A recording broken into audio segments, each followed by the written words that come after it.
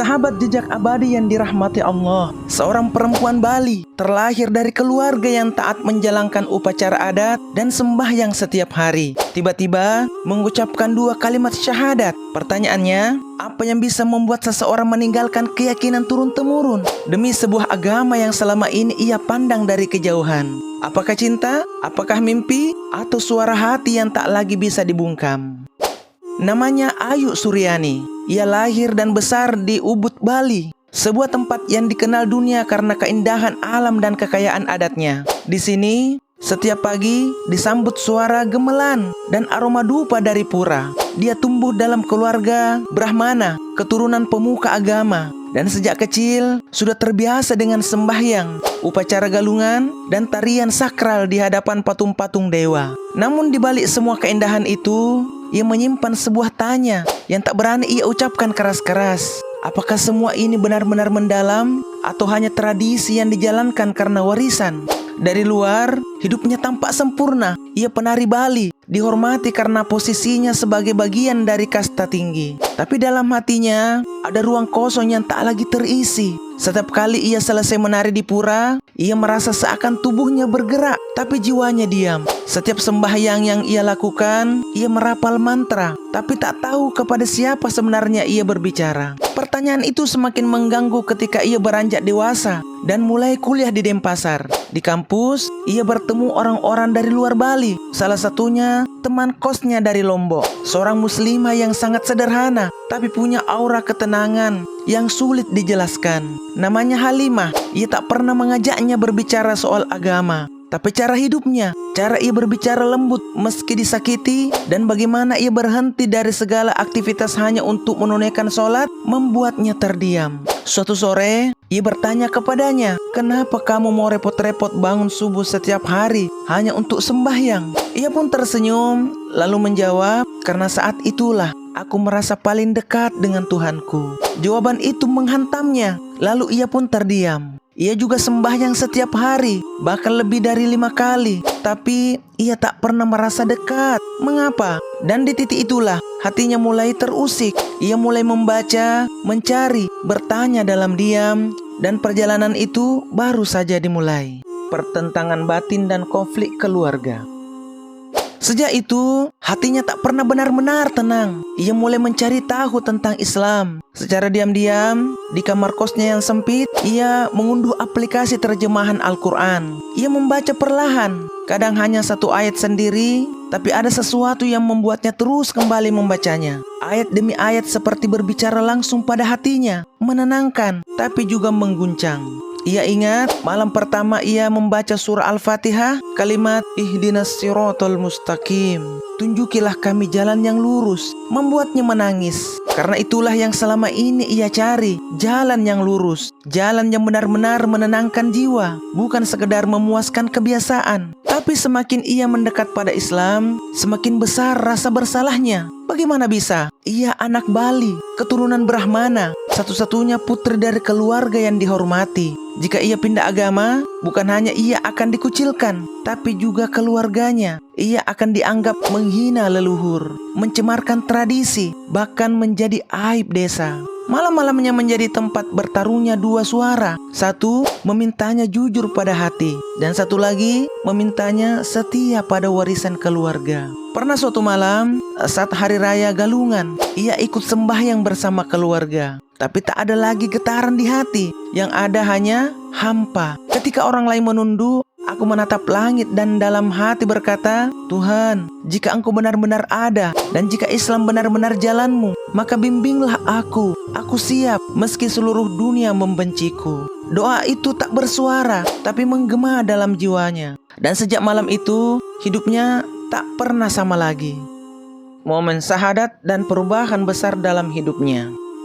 Hari-hari berlalu dengan kegelisahan yang semakin menjadi-jadi. Ia tak lagi bisa berpura-pura. Hari ini seperti ditarik ke arah yang belum pernah dia kenal, tapi terasa sangat dekat. Ia mulai mendatangi masjid, bukan untuk masuk, hanya duduk diam di luar pagar, mendengarkan azan dari kejauhan. Entah kenapa, suara itu seperti mengalirkan sesuatu dalam dadanya. Hangat, menenangkan, sekaligus membuat air matanya jatuh tanpa sebab.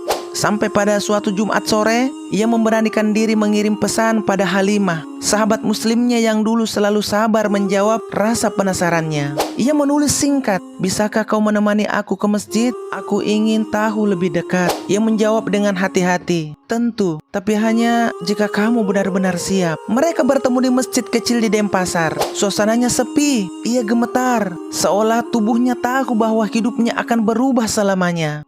Di dalam, seorang ustadz menyambutnya dengan senyuman lembut. Ia tidak banyak bertanya, hanya mendengarkan. Lalu perlahan, ia membuatnya membaca 2 kalimat syahadat. Asyhadu an la ilaha illallah wa asyhadu anna Muhammadar Rasulullah. Ketika ia mengucapkannya, lidahnya gemetar, tapi hatinya tenang. Seolah seluruh dunia diam sejenak. Tangisannya pecah untuk pertama kalinya. Ia merasa diterima, bukan karena darahnya, suku, atau adatnya, tapi karena iman yang kini tumbuh di dalam jiwanya. Seusai bersahadat, ia pun duduk lama di masjid. Tak ada iringan gemelang, tak ada iringan gamelan, tak ada wangi dupa, tak ada tarian suci, tapi dalam keheningan itu, ia merasa lebih dekat pada Tuhan daripada sepanjang hidupnya sebelumnya. Namun ia tahu, ini bukan akhir, melainkan awal dari perjalanan yang penuh ujian. Sebab ia tahu harus kembali ke rumah, membawa nama baru, keyakinan baru, dan mungkin luka yang belum bisa sembuh dalam keluarga. Konflik keluarga dan perjuangan. Ia pulang ke rumah 3 hari setelah bersahadat. Sepanjang perjalanan dari Denpasar ke Ubud, hatinya bergetar hebat, bukan karena ragu terhadap keputusannya, tapi karena ia tahu ia akan melukai orang-orang yang paling ia cintai. Dan itu adalah rasa sakit yang tak bisa ia hindari. Begitu ia masuk ke halaman rumah, ibunya langsung menyambut dengan senyum-senyum yang segera memudar saat ia melihat wajahnya yang berbeda. Bukan karena riasan, bukan pula karena pakaian, tapi karena ia tak lagi membawa canan dan dupa di tangan seperti biasanya. Ia hanya membawa sebuah jilbab tipis dalam tas yang bahkan belum berani dipakai di depan mereka. Ayahnya datang malam hari. Ia memandanginya tajam dan langsung bertanya tanpa basa-basi, "Kau sudah pindah agama?" Ia mengangguk pelan, mencoba tenang, meski seluruh tubuhnya gemetar. Suasana seketika berubah dingin. Ibunya menangis. Ayahnya masuk ke kamar dan membanting pintu. Malam itu, ia tidur dengan air mata. Bukan karena menyesal, karena inilah harga dari kejujuran pada hati. Hari-hari setelah itu menjadi ujian terberat dalam hidupnya. Ia dianggap durhaka. Nama keluarganya mulai dibicarakan tetangga. Ia tidak diizinkan ikut upacara. Bahkan saat perayaan galungan, ia diminta tidak keluar kamar. Ia tahu mereka sakit hati. Ia tahu bagi mereka, dirinya seperti memutus tali warisan leluhur. Tapi yang mereka tidak tahu adalah, ia justru merasa terhubung lebih kuat kepada Tuhan sejak ia memeluk Islam. Namun ia memilih diam. Ia tetap membantu pekerjaan rumah. Ia tetap mencium tangan ayah setiap pagi. Ia tetap memijat ibunya saat ia lelah. Ia ingin mereka tahu, ia masih Ayu Suryani, putri mereka. Hanya keyakinannya yang berubah, bukan hatinya. Sampai suatu hari, saat ia menyiapkan teh untuk ibunya, ia bertanya pelan, "Kenapa kau masih baik sama kami? Padahal kami menolak keputusanmu." Lalu Ayu menatapnya dengan sembab, lalu menjawab dengan suara serak, "Karena Islam mengajariku untuk mencintai, bahkan saat aku disakiti." Ayahnya luluh di akhir hayat. Waktu berlalu, dan meski hati Ayu tetap teguh, Ayu tahu tidak semua luka bisa sembuh dengan cepat. Ayah Ayu masih menjaga jarak. Ia jarang berbicara padanya, hanya menyapa seperlunya. Tapi Ayu tidak membencinya. Ayu bisa merasakan di balik dinginnya sikap, ada cinta yang tak tahu harus kemana diarahkan. Ayu tetap berusaha hadir sebagai anak. Setiap pagi, Ayu menyiapkan sarapan seperti dulu. Setiap sore, Ayu duduk bersamanya di teras, walau hanya dalam diam. Tahun ketiga setelah Ayu bersahadat, ayahnya jatuh sakit. Awalnya hanya batuk ringan, lalu makin parah. Rumah sakit menjadi tempat Ayu berpulang dan berharap.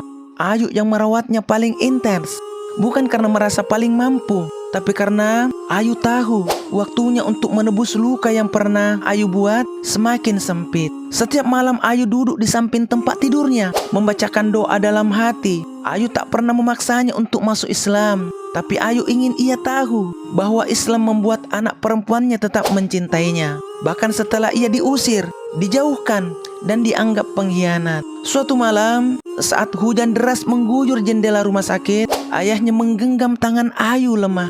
Ia memandangi Ayu lama, dan untuk pertama kalinya setelah bertahun-tahun, ia memanggil Ayu dengan penuh kelembutan.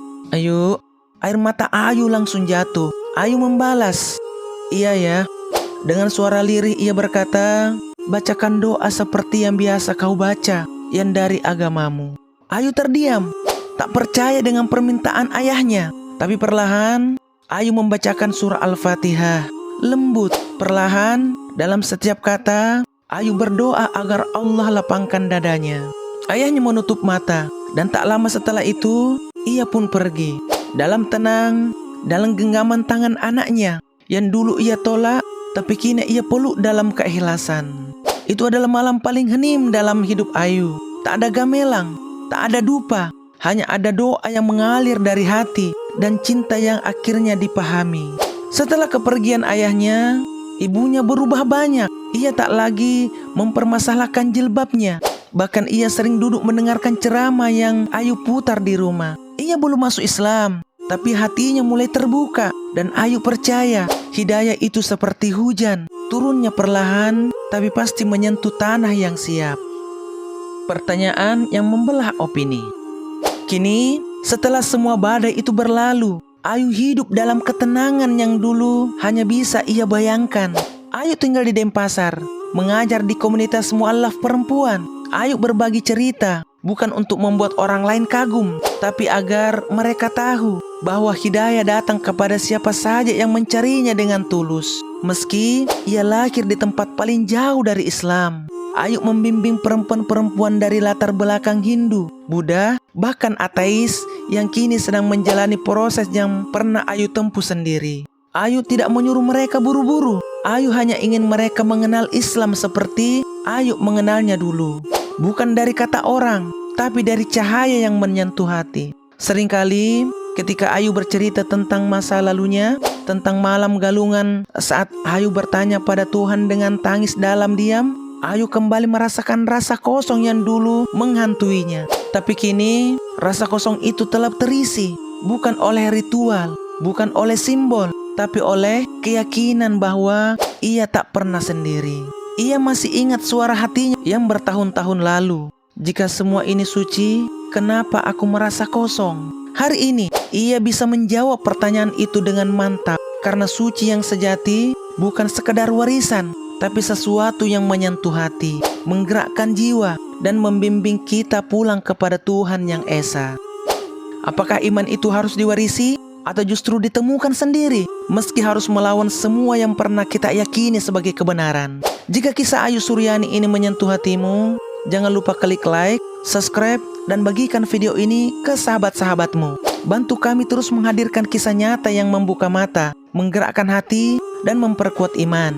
Sampai jumpa lagi di kisah inspiratif selanjutnya, hanya di channel Jejak Abadi. Karena setiap jejak menuju Allah tidak ada yang sia-sia. Kami pamit. Assalamualaikum warahmatullahi wabarakatuh.